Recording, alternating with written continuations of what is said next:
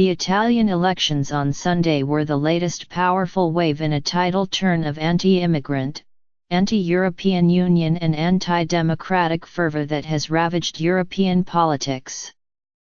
The vote was a stinging rejection of traditional parties, and of national leadership that has been frustrated by a flood of migrants from Africa and the Middle East and stymied by years of stagnation. While the populist parties that were the two biggest vote-getters were different in many ways, both want to abandon the euro and support for migrants, and shared conspiracy theories about bankers, vaccines, and the 9/11 attacks. The lack of an outright winner or obvious coalition promises a long and wobbly slog before a government, most likely unstable, takes shape. The big winner, with about 32% of the vote, was the Five Star Movement, a grassroots melange of libertarians, progressives, Eurosceptics and other disenchanted voters formed less than a decade ago by a comedian, and now led by a 31-year-old college dropout, Luigi Di Maio. Next was the Far-Right League, formerly Northern League, led by Matteo Salvini, 44.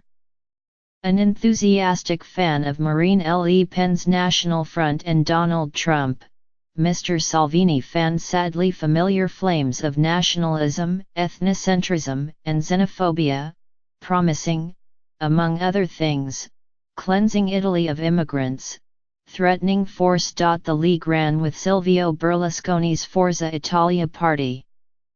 If there was a sliver of good news, it was that the party of Mr. Berlusconi, forerunner of today's populists who was forced out as Prime Minister in 2011 in a swirl of sex scandals and legal troubles, took only 14% of the vote. The biggest blow was to the governing Democratic Party, led by Matteo Renzi until his resignation on Monday. It sagged to a mere 19% of the vote.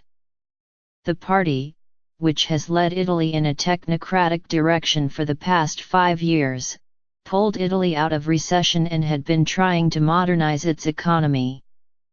But the nation's problems proved too great for it to resist the rise of extremism and demagoguery. Whatever government emerges will have a tough time satisfying voters' expectations while coping with Italy's real economic problems, including the largest public debt in the European Union and high youth unemployment. As Greece learned earlier, it's one thing to rage against European rules, it's a far different thing to try to buck them. Italy now poses a major challenge to the European project, already badly battered by the Brexit vote in Britain and the illiberal drift of Poland, Hungary, and other East and Central European countries. That promise of instability and uncertainty is no doubt being celebrated in the Kremlin.